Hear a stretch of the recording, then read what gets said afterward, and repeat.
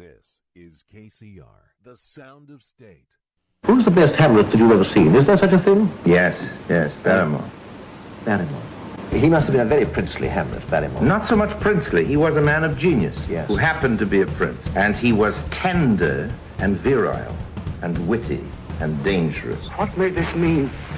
That thou dead corse. It courses through your veins. I die, Horatio. It fills your lungs. Come to bury Caesar, not to praise him. Now is the winter of our discontent. He was one of the most courageous actors I've ever seen. He was a titan, a great actor. But toiling desperately to find it out, torment myself to catch the English crowd. It's unfashionable to like him because he was kind of over the top. Not the beast! Not the beast!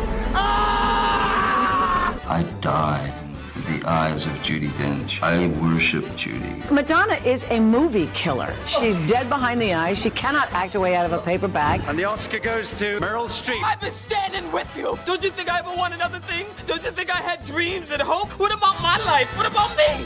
The theater is your true destiny. Hello, everybody, and welcome to Mainstage Mavericks on KCR, the sound of state. My name is Phillip Magins. I'm going to be your host for this entire summer. My co-host Tom Block is back in good old NorCal. So this is going to be an interesting summer. It's going to be filled with interviews, different live performances, just a lot of fun things. And so I'm here now with a good friend of mine, Christopher Torborg. Hello, everybody. Thanks for having me, Phillip. Oh, of course, Chris. So how's life going? It's good. Busy, working and auditioning, trying to get projects lined up for the summer. Awesome. Really, really cool. And that's it for my questions for you. Yeah? Just kidding. What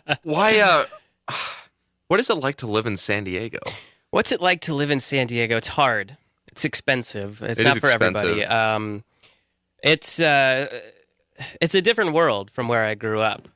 Completely, in the way people act and the way things are, especially for an actor. It's a tough city to hack a living in as an actor.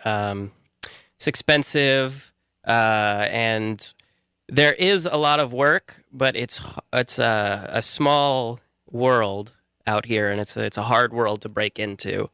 But more often than not, once you do break into it, you're set for life. How long have we known each other? Oh, you and I? Yeah. I think since 2014? 2015. Has it been around then? I think so. Yeah, it's been like over 3 years. Oh, yeah. I'd definitely say. Yeah, we because we hung out a week ago. We did. We got some pizza, drank some whiskey. We just did some usual stuff, and we watched this movie. Oh yeah, that was Martin Scorsese's very first movie that he Who's ever. That knocking at my door? Who's that knocking at my Harvey door? Keitel. Yeah, that was crazy. Oh, it was a weird movie. It was a crazy film. So I think the friends that I borrowed that DVD from, they asked me what I thought of it, and I said, well, my friend Phillips put it most succinctly. He said, it's like when you're trying to hit the word count on an essay. I think that really about summed up the film.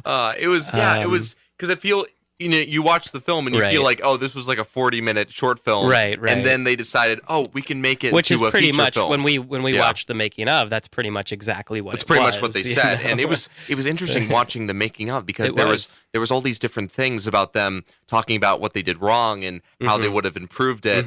And I read this trivia because there's this scene in the movie where Harvey Keitel is I didn't realize he was imagining himself in the situation. I didn't either. I thought that was actually happening. I thought that was a coping mechanism he was using for losing the girl. But the scene was him, and he was with all these prostitutes, and he was in this like room alone. It was a weird room. It was just a blank room with a bed in the middle. I think it had windows. And they were playing The End by The Doors, which we were surprised to hear. Which that I was they got the rights to that. As just how some on college earth kids. did they get the rights to that? Yeah. It was kind of crazy to see that. And so that was happening. And it was like, I read this trivia about it, and they said that they added that scene because they wanted distributors to see it. Yeah. And they wanted to make it into like an exploitation film, pretty much. So they wanted more coverage, and they were like, oh, you got to have nudity or something in the film in order something for it to a get little sold. more out there, a little more intense. Totally. And it worked because it got picked up. Yeah. The producers saw it and they picked it up. But going back to something you said before that about that making of we were watching, where they were talking about what they did wrong. That was really something to hear. You know, these people that had made this film, and now they're such big people, to hear them talking about their mistakes. As an artist, I don't ever want to let myself get to a point where I feel like everything I'm doing is perfect. Totally. At that point, what's the point? Yeah, I liked the rawness of the film. Rawness? Yeah, like there was obviously some areas where I was like, oh, they really could have just done one more take. Right. But it was really they didn't. Yeah, it was really cool to just see that and to see that, you know, they were having this, you know, they were learning. Yeah, it was film school for them. You know, it was definitely their film school, and it was crazy to see Harvey Keitel in that kind of role. He was playing like a romantic lead. Right.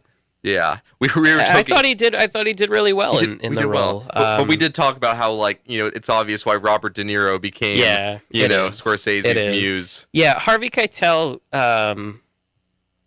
he doesn't have the same charisma. No, you know. He's got this animalistic, you know, quality to him that just kind of like he lurks. Definitely, he lurks and goes in for like the kill. Right, him and De Niro and him are both animals, I think, but they're different kinds of animals. You know, definitely. He's the Keitel's the hawk that circles around and swoops in when the moment's right, and De Niro is like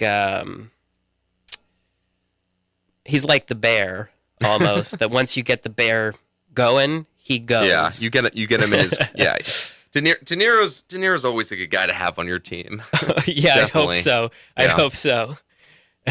You so where are you from originally? I'm from Tucson, Arizona. Tucson. Originally. What brought you to San Diego? Well, the theater, the arts. Growing up in Tucson, it's a desert, and there is a theater out there, but there's not much of it, not nearly as much as there is here. You know, there's Arizona Theater Company, but I actually didn't even know about that growing up.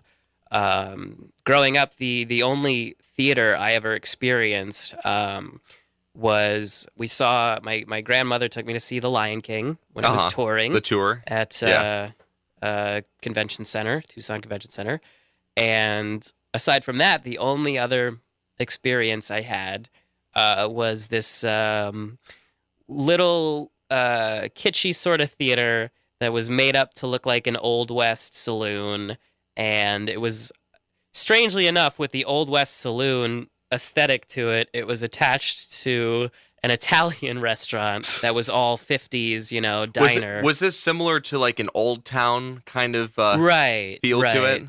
It was, yeah. But there wasn't anything else Wild West around it. It was in the middle of this shopping center, in the middle of the parking lot was this big saloon, and then just regular stores all around it, and then this other 50s like steel diner attached to it called Little Anthony's. So what you would do, and before I get into it, funny little anecdote about Little Caesars. Little Anthony's, I mean. They actually own, if anybody has seen the terrific late 90s film, Good Burger. Excellent film. Yeah, I've seen Good Burger. The car, the Burgermobile, no way, is actually there in the parking lot. Seriously? I don't know if it's still there, but all growing up, they had the Burgermobile from Good Burger there. How did they come to own such an amazing automobile? I have no idea, but I'm sure it's a story to hear. Even Jay Leno couldn't acquire that vehicle. I know. They all swooped in and got his cars. Right. Anyway, so you would go to Little Caesar. I'm going to say that the rest Caesars. of my story. You would go to. I haven't been to Little Anthony's in 15 years, so it's going to slip in. Little Antonio's. So you would go into Little Anthony's and you'd get your food.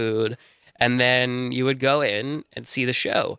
And what the shows were is they had the troupe of actors. It was the same people every show, and they would write their own little musical parodies of other shows or movies.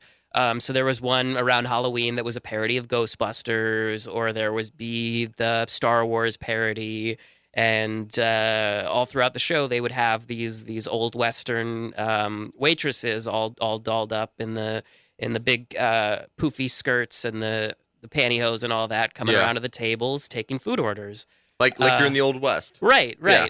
And that was all I got. I never got any Shakespeare. I never got any real plays. I was never exposed to anything like that. Interesting. But I did it in school and growing up. My parents got me into youth theater. I don't actually know if it was their decision or mine, if I was the one that wanted to do it.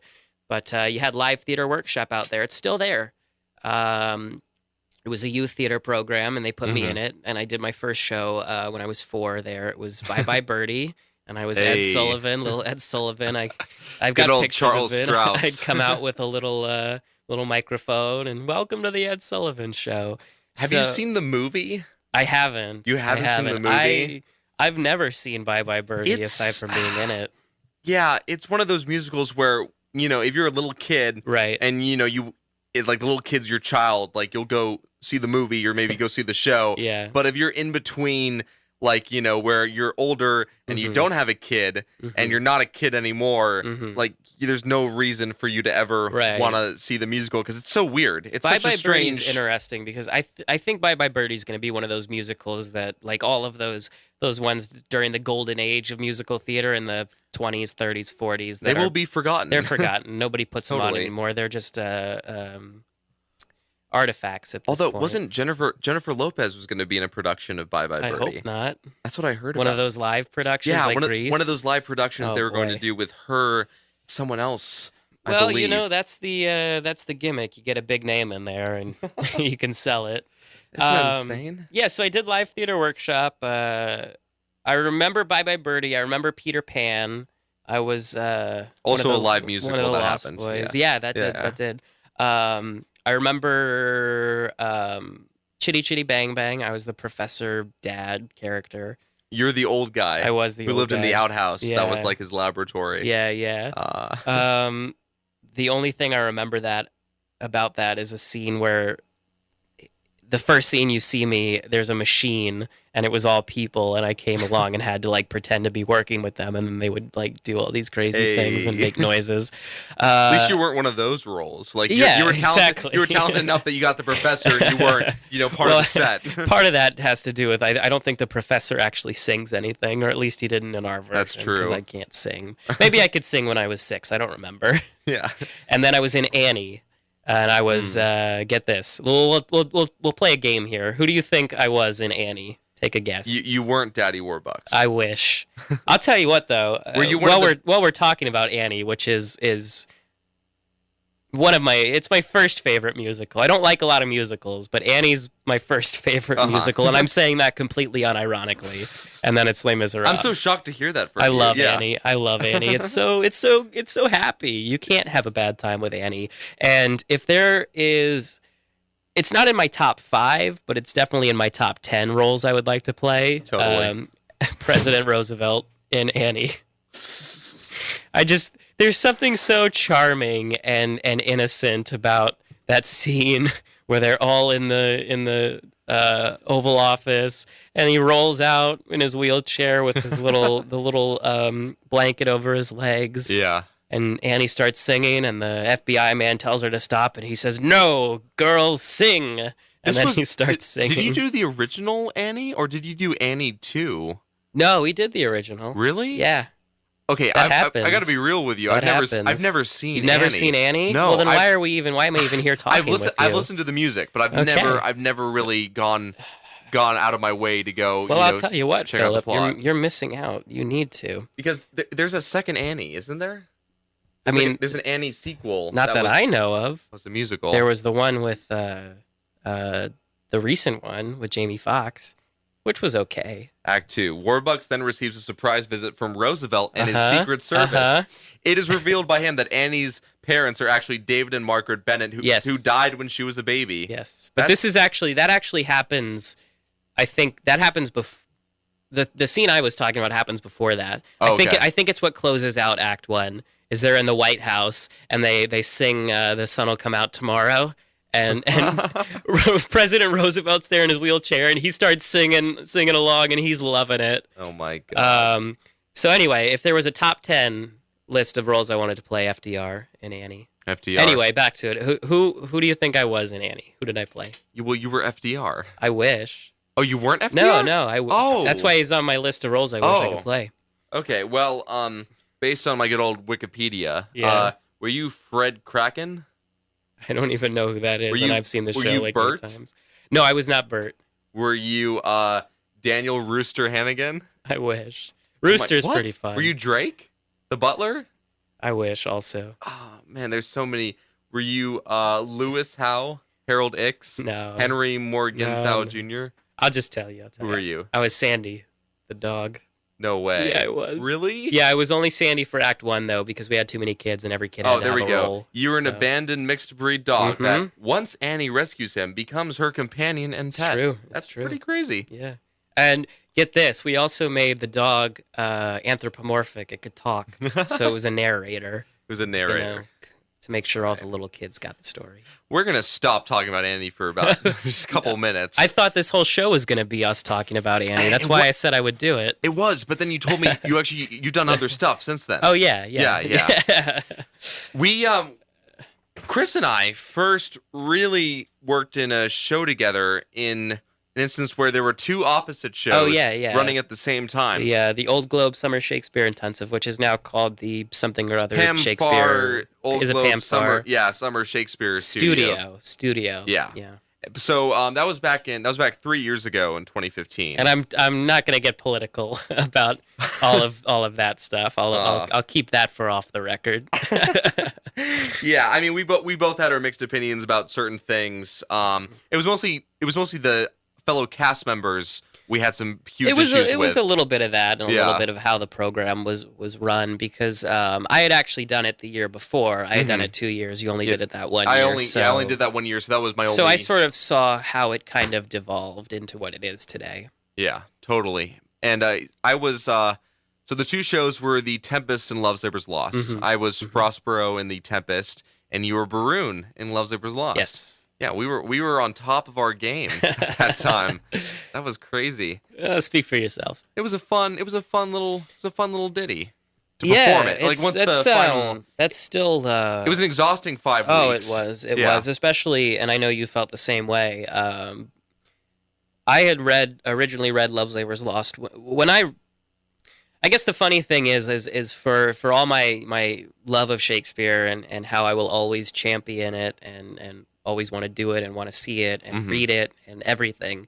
I actually didn't really get into Shakespeare until my sophomore year of high school. Yeah. I don't know what sort of happened there. I think I was kind of inspired by the English teacher I had at the time. But that summer I just picked up, I had one of those big water jugs full of coins, and I popped it open at the end of the year, and I had about $100 in it, and I took it all to Barnes & Noble and just bought all these books. One of the books I bought was A Complete Works of Shakespeare. That was the first one I owned. And did you buy a Riverside? What did you buy? Didn't. Oh, it was in Riverside. Was it the Barnes & Noble Complete Works? It was, because I didn't know any better. The leather-bound one. Yeah. Which I'll give him this. Even though it's an edition from like 1902. Yeah. I really like the font and the print in it. The thing about the Barnes & Noble one though is that notes. There's no notes, and it's also not the full text, right? Doesn't it? Aren't there some not that I know of. But it's the punctuation. Oh, the punctuation's a little off, and it's just different. Right. And even, the Riverside is not punctuated like the Folio. The Riverside is punctuated to make it more poetic. For a lot of people that are Shakespeare purists. Oh, sure, right? Sure. They really like to make sure there's the correct punctuation and this word is this way. Which ultimately, if you want to be a purist, you go back to the Folio. Yeah. You go back to the Folio. The Riverside Shakespeare and the Arden. Those are the two that are most widely regarded. Of the two, I prefer the Riverside text. And actually, the Arden one is good. I think for people that don't have a lot of knowledge going into them, because their notes are so exhaustive. They will explain every word. For this, you open up the Arden of the Tempest, for instance, right? And the top half is it's just not the even dialogue. that. It's not even that. Well, it's like a quarter. The Arden edition, sometimes you'll get 3 lines to a page, and the rest of the page is notes. It's all footnotes about what it means, and that was super in depth for me. Right. And there's all these things I read that like you wouldn't have found, which is in, like, helpful. You wouldn't find that in a No Fear Shakespeare or something online if you're looking for the definition. You would find the exact definition and the meaning behind these, words. Or, It was really interesting when I read Much Ado About Nothing once, because there's this section in the play where they're making jokes about a popular like children's school book that people used to read at the time, and you would never Nobody would know that. You would never know that if you were just reading the text. But it's just like, what do I do with this information though? Right. Like, am I just going to start making jokes about this really outdated this book? Yeah, it's like that nobody's read in 300 years. Yeah, it's like if you were making scholastic jokes, like about I don't know, like some scholastic. I remember scholastic. Yeah, workbook. Books. I don't know, one of those things. So. That was interesting. And I will say this, as far as editions of Shakespeare go, I am also a big fan of the Little Penguin editions. Oh, yeah. I think those ones are really, really helpful I have some friends that really enjoy reading those. The Penguins, I think, are my second, and then I would go to Arden. But Riverside always is what I start with. When I did Twelfth Night, that was the text that I based it on. And the thing that I think is the best about the Riverside is that, aside from the notes being as comprehensive, well, not as comprehensive, but of the same quality of the Ardens, just not as much of them, is that and the editors talk about this in their foreword, is that they really, their focus when they edited this was to edit it as poetry. Yeah. So the verse lines are punctuated and even written as they would be as a poem, which is really, really helpful for an actor, because when you're reading this text, for example, the hard EDs at the ending, banished, for example. Yeah. There's a way you're supposed to say it. Right. With the meter, to make the meter pentameter. Right. And da-dum, da-dum, da-dum, da-dum, da-dum. Oh, don't even. Yeah. I remember scanning my lines crazy. I have a huge gripe with the way they teach you how to perform Shakespeare, because they start with the meter, right? And so it gets a lot of kids always performing it like and it sounds awful when you hear it. Like, I think they got to start with just like, don't think of it as Shakespeare. Think of it as like, this is real like text and words that you just say as These are an just actor, words. and then you delve into like the technical stuff. And that's good advice for any show you're doing. These are words. These are words. These are words you're saying. These are just like everyday words. That's crazy. We're people? Yeah, because that's bizarre. People I never would have thought about that. If they're new to Shakespeare, they approach it like, oh, it's Shakespeare. It's blah, blah, blah. Like, I gotta perform it. I have to perform it with a British accent. Yeah, that's always the worst thing. You hear the beginners. You hear these little kids doing Shakespeare. I used to do it. Yeah, when I got started. I did it too. I'll tell you what. I'm going to finish that point I was making. The good thing about the Riverside is the banished, they won't even print the E if you don't pronounce it. Oh. They'll do banish *D. Yeah. So it's really helpful, because you get that in your head that if you see an E at the end of an ED, if you see an ED, you say ed. Mm-hmm. What was I going to go forward to? Oh, yes, I remember. I didn't even know that you were supposed to scan lines until I did the first year at the Shakespeare Intensive. Ray Chambers was the one that taught me that. I did it. And I wish, Philip, that you could have worked with Ray Chambers. I know. He is the man that taught me everything I know about Shakespeare. I really wish, because we scanned, and that was the first time I had really scanned, Shakespeare text, because I not only did I not know to do it, but people would tell me I would have to do it, and I would say, "You're crazy. That's unnecessary." Yeah, because I would write down the gist of the definition, but I really wouldn't scan it. But then when you scan it, it's like, oh, this is literally step by step instruction on how exactly. To perform and Ray taught me that. He taught me operatives. He taught me so much I can't even put it all out here. Right. Ray Chambers, he is the head of the USD grad student, the program with the old globe. The MFA program. Right. And so he used to be the head of the program along with Roberta Wells. Roberta Wells. Yeah, it would be Ray Chambers and then another director would do the other show. So they would split it up. They would each do a show. And Ray, aside from being a brilliant teacher and director, is a phenomenal actor.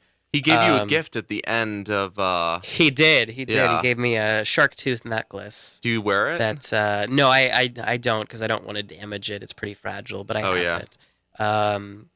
That was a tear up moment. He had given that to.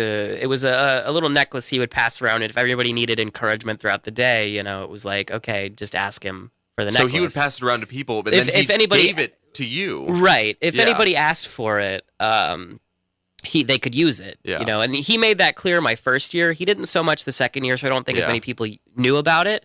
So towards the end of the program, there was a couple scenes that I was really struggling with, and he knew it, and he was trying to help me out. And so I had asked him for it, and he let me wear it, and I was going to give it back to him after the rehearsal, and he said, "You hold on to it. If there's anybody you see that needs it, you give it to them." And then at the end of the show, after the show, I went up and thanked him for everything for this year and for last year, and I was going to give it back to him, and he said, "No, it's yours. You keep it." Wow. And I was just crying. I was bawling. Wow. Something that everyone would have for a little bit, and they feel super special, and here he gives it to you completely.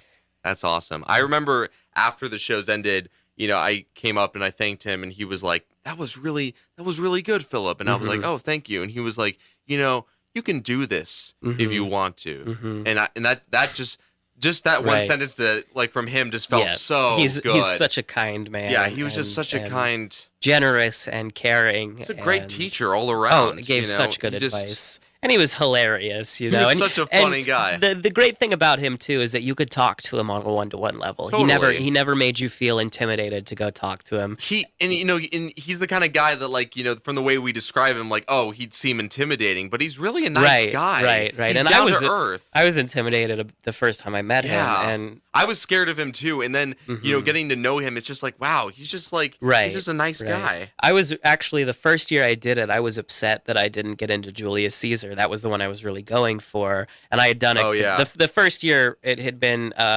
Ray Chambers directing Comedy of Errors, and then Chris Salazar, who's up in LA now, but he's done the Globes. I don't know how much he's done it, but he's worked with their education programs, and he's done their outreach program that they started a couple of years ago. He was in the Much Ado About Nothing that they did. Okay. And he was Benedict. And so I had really, really wanted to get into Julius Caesar. It's my first year at this Globe program, and I want to be a hotshot tragedian.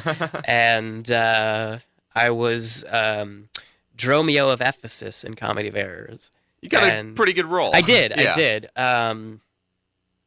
So at first I was upset, but once we started, I couldn't have been happier because he taught me so much, and especially the second year. I was very lucky to have him, to have worked with him twice. He was your mentor in a lot of ways. Exactly. And I was very lucky to have him for Love's Labor's Lost, because I had first read that, like I was saying, back in sophomore year when I was really getting into Shakespeare. And it was my favorite of the comedies for a long time. I really, really just loved the character and the language.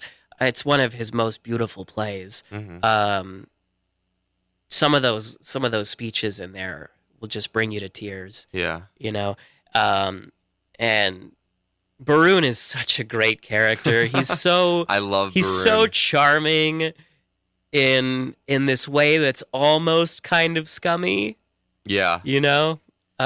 He's like rogue. He's like a rogue, Exactly. He's like a roguish kind of like Han Solo kind of guy. And that's why he's so great, because he doesn't play by the rules of this court. And even in that first scene, it's so obvious how much more intelligent he is than the rest of these people in this court. Totally. The first scene when he's going back and forth with the king, making all these jokes and criticizing their little law here that they're not going to see women and they're not going to do this or that. It's great. It's great. And I loved him. And for a long time, up to that point, he had been the Shakespeare role I wanted to play the most. And I was so fortunate and grateful and lucky that I got the chance to, and that was one of those moments I saw my name up on that paper when they pulled him out. For those not familiar, the way the program worked is you would audition to get in, and then you would audition again to see which of the shows you were going to be in. And then they would post a list of the casting, and to see my name on there, that was one of those moments where I had to go back a couple times and make sure I wasn't reading the lines wrong. Yeah. We're going to take a quick little commercial break, but we'll be right back on Mainstage Mavericks. Head to newscenter.sdsu.edu/events to see many of the awesome events and opportunities available to SDSU students. Find events such as leadership workshops, movie nights, sports games, and career fairs. There is plenty to get involved in, so check out newscenter.sdsu.edu/events today. Make sure to follow KCR on Instagram, Facebook, and Twitter at KCR College Radio for weekly news and sports updates, as well as the latest giveaway opportunities.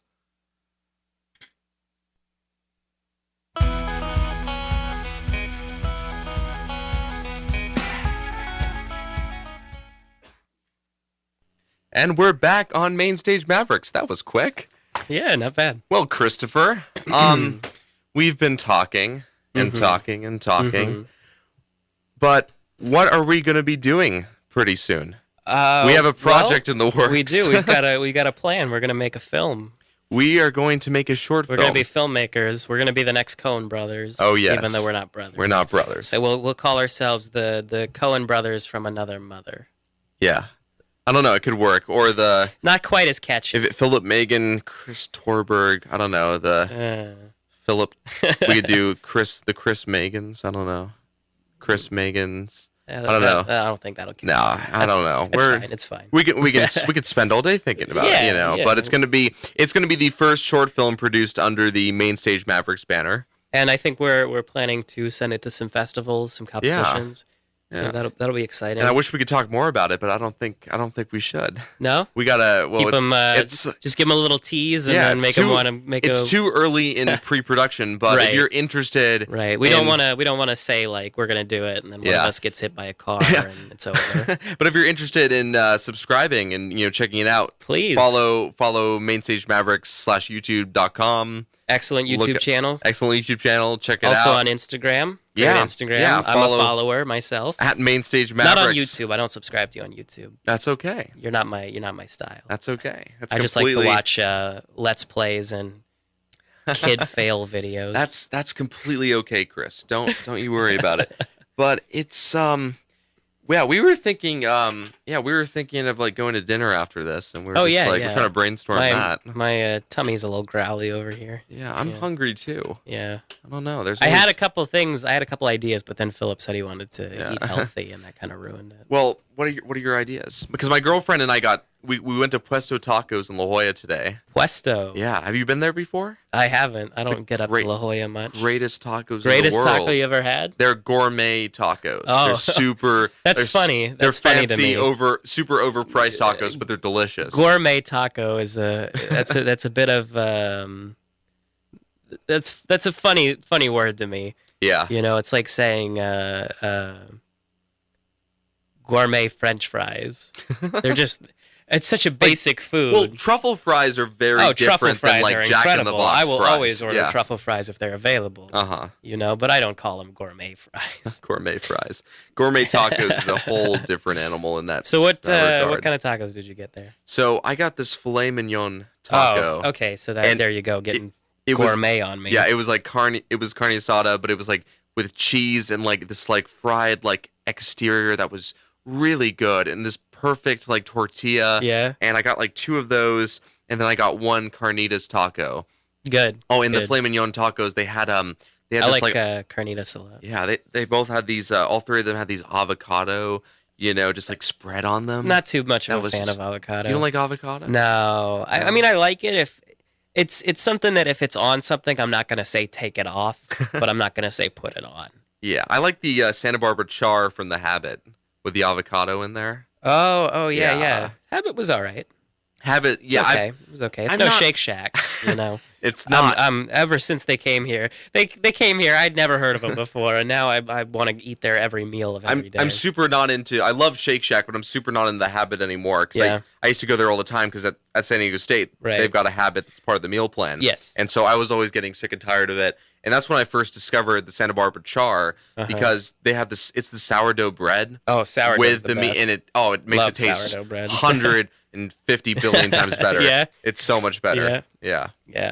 That's a good subject to talk with me about because burgers are my favorite food. Mm-hmm. It's my favorite.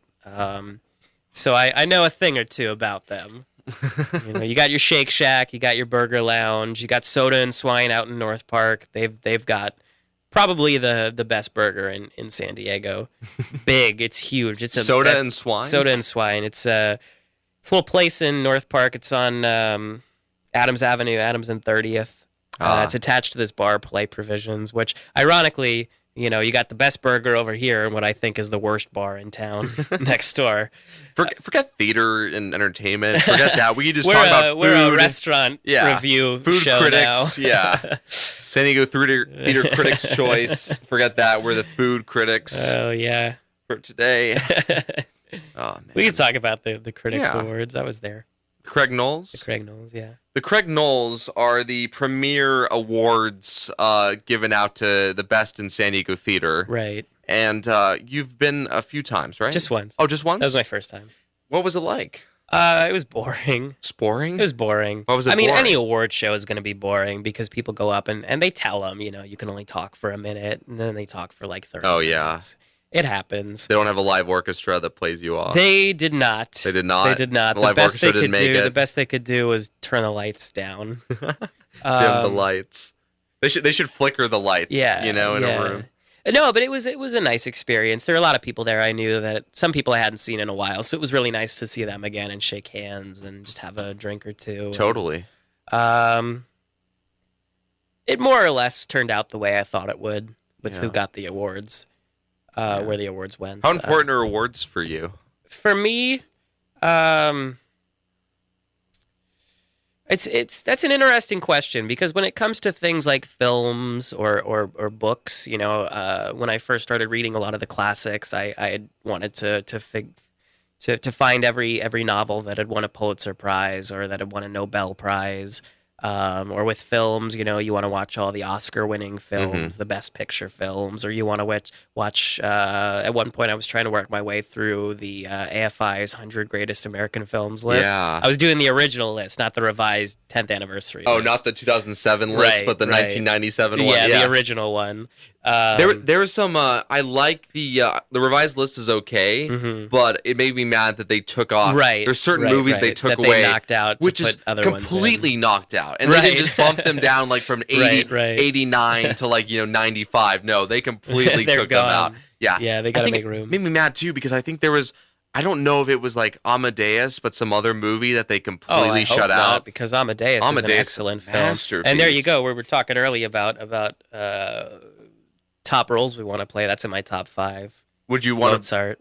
Really? Yeah. For me, I would like to play Salieri. either. Yeah. Yeah. We could do it. We could do it. That could be our. We're gonna need a few years. I mean, you need to age about 60 years to play Salieri. He's an old man. He is. He's much older than Mozart. He is. He's he starts out, the beginning of the show, he's 80. Yeah. In a wheelchair. I don't know if he's exactly 80, but he's an old man. And then throughout the show, I'd say he's about 40. Yeah, when Mozart's, F. Murray Mozart's Abraham was like in his early 40s when he played that role. Yeah, great film. Great film. Totally amazing. Interestingly enough, the play is pretty different than the film.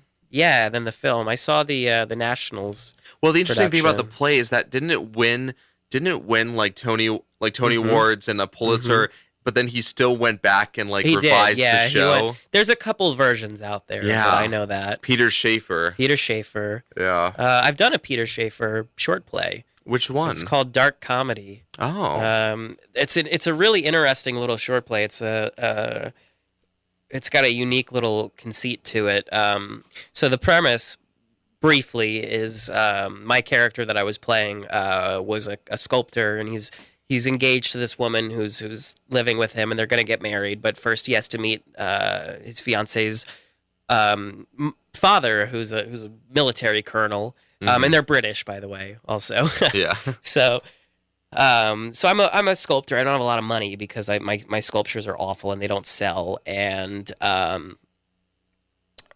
so all my furniture is really dingy. But my next door neighbor, I live in a flat. My next door neighbor in the apartment complex is an art collector, an antiques collector. So he has all this antique, beautiful furniture, and he goes out of town on holiday. So I take all his furniture and put it into my flat and put all my stuff into his. And at the start of the play, the whole beginning of the play, the first 5 minutes are all in pitch blackness. They're in the dark. Yeah.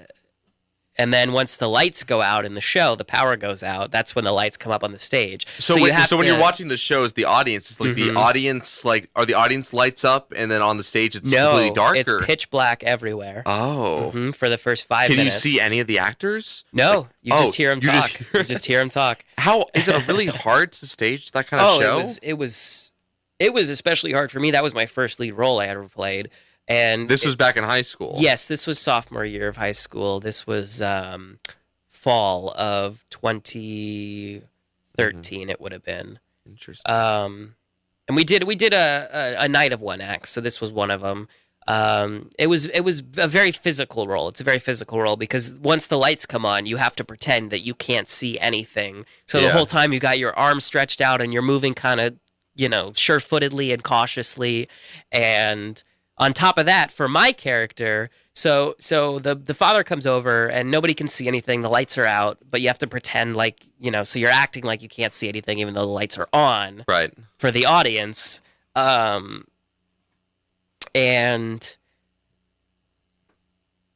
while I've got all these people in my flat, my neighbor shows up and says my flight got canceled, or I forget his reason, and he has to come back from his holiday. So he's over there now, too. And in the middle of all of this, I'm also supposed to be having a famous collector of art come to look at my work to impress the father. So in the middle of all of this, while all of these people are here at my house, I have to get all of his furniture out of my house and all of my furniture back in so he doesn't know. Yeah. So it's reciting... a little Noises Off-esque. A little bit. Yeah. In the way similarly. That there's a lot of physical comedy involved. Exactly. Within a lot the show. of physical comedy. I got beat up in that show. I got punched. I got slapped. I got water spit on me. I got hit with a chair. It was great. It was excellent. And with all that going on, I'm moving all of this furniture. I had to move a couch at one point with 2 people on it. Actors have to do a million things at once. Right. And it's funny because it's so different from any of Peter Shaffer's plays that he's known for. Right. It's so different from Amadeus and Equus. I love that part in Amadeus when he's trying to move out and Salieri's coming to the apartment and he's moving all the stuff around. No, Amadeus Mozart is a very physical role too. It is. Well, yeah, because he's crazy. Especially if you play it. They actually toned him down a lot for the film. Because they toned him down for the film? When I saw the National production, I saw it. They do the live broadcasts in movie theaters. I saw that, and at first it kind of turned me off because the guy that was playing Mozart was just going crazy. He was going nuts, and I was like, he's doing way too much. And then the person I was seeing, I saw it with Richard, and Richard was talking to me about the play, and he said, no, this is how it's supposed to be in the play. He's supposed to be like this. So you watch the film, he's actually toned down a lot for the movie. I guess for the same reason, because most audiences, for film audiences at least, they would see that and they would say he's doing way too much. Oh, totally. That would be like Jim Carrey if he was Mozart. Oh, Jim Carrey making a comeback, right? Yeah. Yeah, but I was watching this production and the guy came off of it at the end and just drenched in sweat. Wow. There's so much you have to do for that role, especially towards the end when he's dying. It gets imagine that 8 shows a week, just over and over and over again. And that's a 3-hour play. It's a very long play. Literally 3 hours. One of my favorite scenes. I'm pretty sure it's in the film and the play, but it's when he finds Mozart sheet music that he's working on, right? And he's like sifting hears through it. He's sifting through it, and he starts hearing it. And he realizes, and he's just, and you see like he tears up in the movie. Yeah, and you see his face, and he's just like this anger, but this bewilderment, like how on earth, like has God, blessed this man to have this angelic? It's a very Iago moment. It's totally Iago. You're watching that movie, you just like the sense of just jealousy and just hurt. The fact, and the whole time he's just thinking, why was it that I had to be cursed to live a life of mediocrity while this other man has gotten, has been blessed by the gods, and he's a genius when he makes music. It's a crazy just dynamic. Right. The entire movie. That's an excellent moment. Moment. And when he's older too, the whole time he's just like, that's me, Mr. Mediocre, and all this stuff. It's just such a crazy and you story. get a lot more of that in the play of him as a bitter old man. He comes in between and narrates. So how does that? So with the same actor doing both of those jobs as like the old man and then younger Salieri, does he like take off a fake beard? Like, no, what does he do? The way that they did it in the national production is they would just sit him in a wheelchair, and he would all be physical. He'd make himself more frail. Gotcha. Yeah, because in his makeup in the movie is amazing. Oh yeah, F. Murray Abraham won. He won Best Actor. Job. They were both nominated for Best Actor at the Academy Awards, which doesn't happen very much. No, Tom Hulce or Holch, I don't even know how you say his name, but he was Mozart. They both gave excellent performances. I think they both deserved to win. That would have been amazing if it was split, a tie. They both get little awards. There was one tie in Academy Awards history for acting, and that was Katharine Hepburn and Barbra Streisand. Both they were both tied for Best Actress, which is crazy. So they both got an award. They both got it. Wow. This last year, I would have loved to have seen a tie between Gary Oldman and Timothée Chalamet.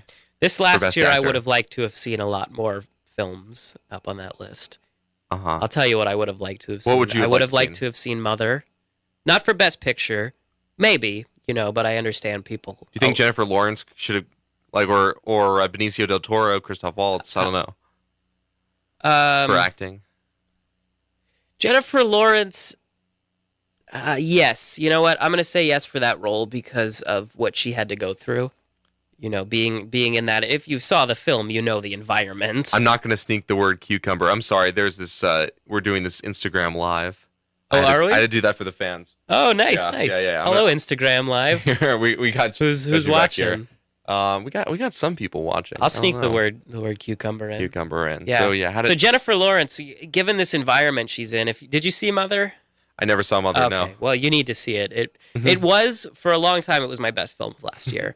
For going where she went, and being on a diet of cucumbers the whole time. There you go, Instagram Live. Also, let me just say, Javier Bardem was awful in Dead Man Tell No Tales. Oh, I'm sure. Yeah. Did you ever see that movie? No, but it's a shame that he's in it because he's so much better than that. Once again, it's just one of those moments where you're like, Javier, what are you doing? Yeah. This is the you're same an guy. Academy Award No winning Country actor. for Old Men. Right. And then, right. Vicky Cristina Barcelona, all those movies. Right. So I would have liked to have seen Mother up there, if not for Best Picture, Best Original Screenplay, and Best Director. Aronofsky did an excellent job with that. Totally. Although a lot of people hated Mother. Oh, a lot of people hated it, and I knew that was going to happen when I watched it. I knew it's not a film for mainstream audiences. Why is that though? Is it just it's so out there? I think a lot of people saw the violence that happens in that film because the thing with this film is there's a certain point. It's building and it's building and it's building, and you think you know what's going on. And I went in completely blind.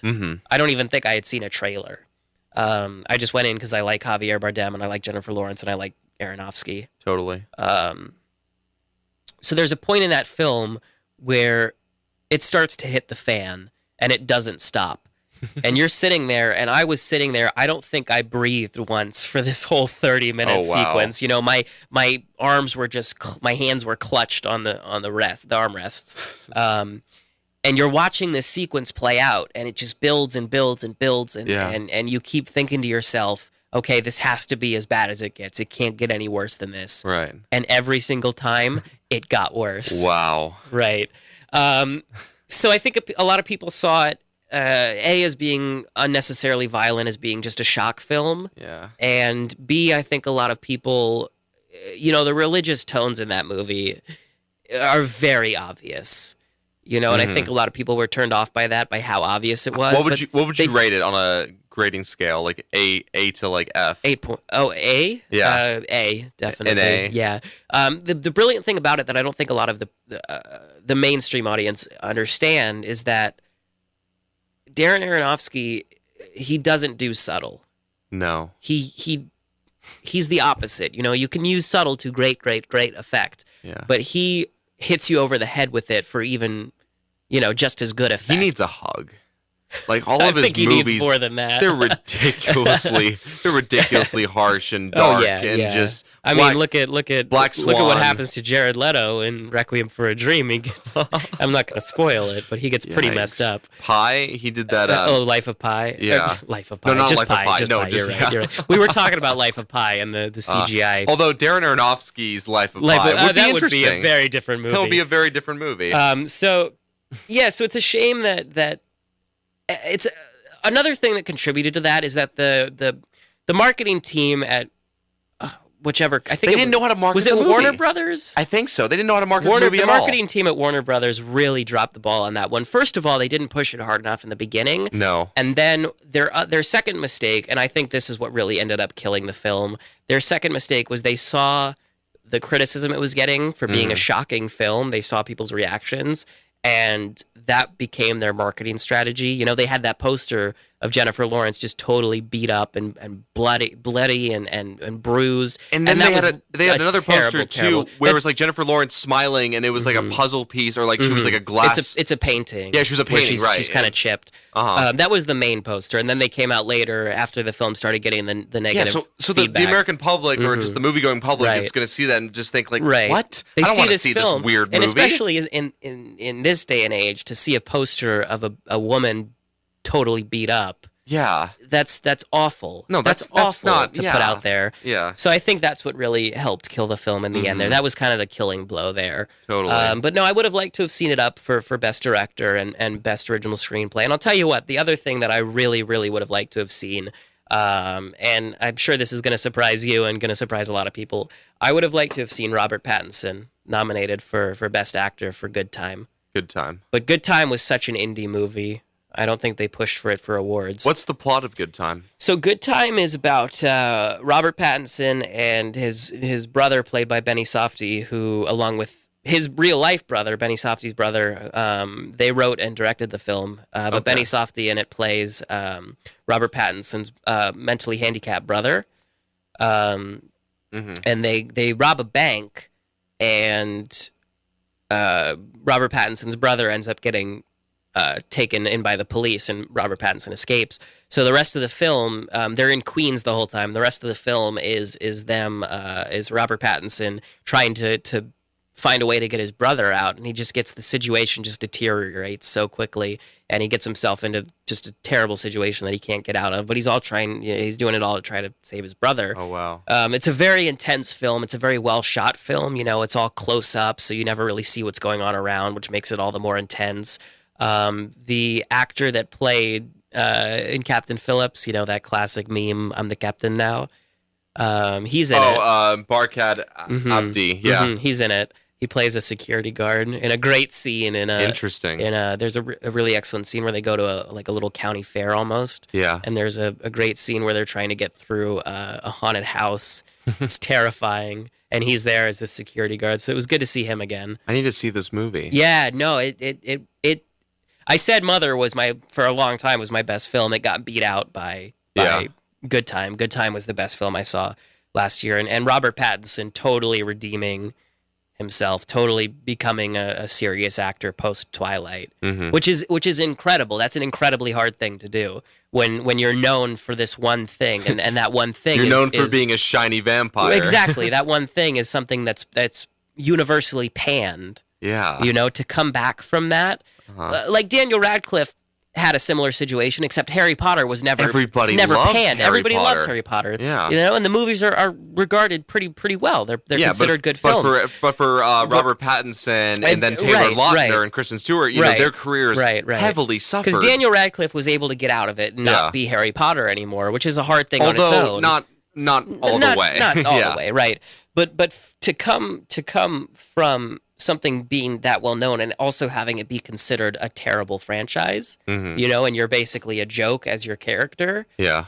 To come from that and to give the performance of the year, for me at least, it's incredible. It's incredible, and I wish he would have gotten more recognition for that. And it makes me more excited to see future films with him. It's so weird to say this, but Robert Pattinson is now a name that I would go see a film for. Wow. If he's got top billing there or he's anywhere on that poster, I will go see it now to see his performance. Robert De Niro once had a quote where the talent is in the choices. And I wholeheartedly agree with that because, you know, there's some actors that not just acting choices, but you know, choices. Well, in it's what I meant. Like, you know, the talents and the choices and like the movie roles they choose to be, the projects, the directors, all of that. Because there's some actors that are actually very talented, but you never know. Sure. For instance, Adam Sandler is very capable of giving like strong dramatic performances. I know that the Meyerowitz stories. I've heard that that's terrific. Punch Drunk Love. What's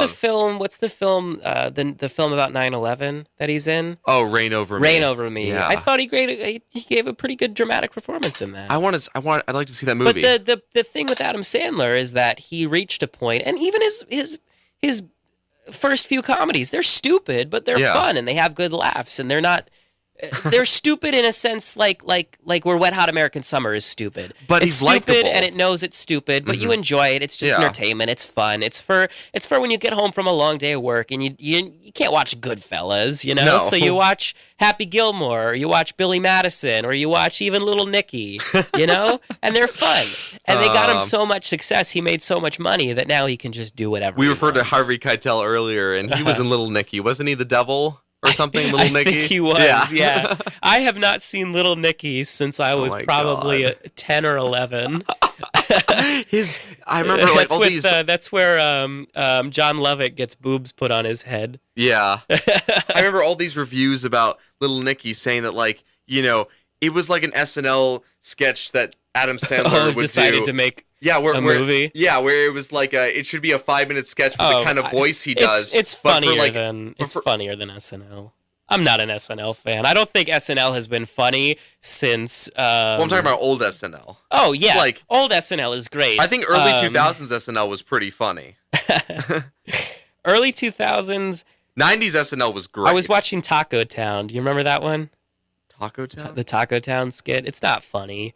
No. There's these four guys at a taco restaurant, and they're getting ready to. It's like a commercial for the taco place. They're getting ready to eat their tacos, and then the announcer interrupts them and is like, "But wait, it gets better."